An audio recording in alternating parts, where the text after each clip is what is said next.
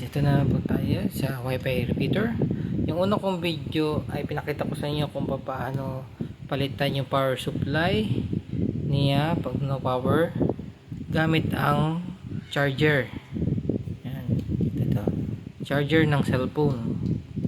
So, pipili kayo ng yung maliit lang ang board. Yan, para kasya dito. Yan. Tinaklabang ko na yan, tinanggal ko na kasi ang ginawa ko ngayon ay kung paano magpalit ng power supply o adapter ang gagamitin natin, charger ang gagamitin natin. Yan.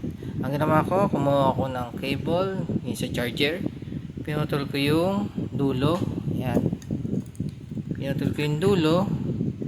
Yan. At ikinabit ko din ang positive at ang negative. Yan. Ito yan. Para kahit masira yung charger, hindi na kailangan magbaklas. Ito. Palit na lang ng charger natin. Kahit anong gamitin, siguro 1 amp to 2 amp. Mas maganda siguro 2 amp pataas. Ngayon, sasaksak ko ito. Charger. Yan. Testing natin. Ito.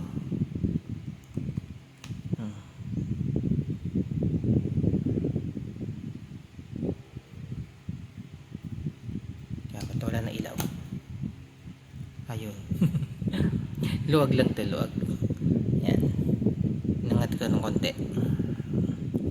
Ayan, makikita nyo, umilaw na. Ayan. Ayan. Ayan, okay na siya. At di na ito ang gagamitin nyo. Ito na lang charger.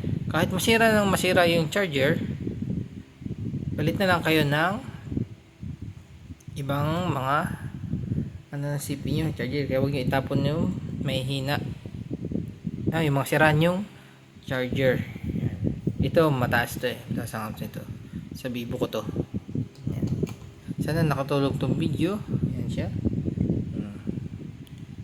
Charger lang yan. Pinutol ko lang yung dulo at ikinabit ko sa negative at positive. At ngayon magsasak.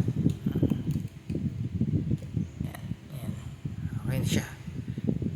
Kahit hindi na, kung masira man nga to power supply nya, palit na palit ng charger. Bye bye, thank you sa panonood.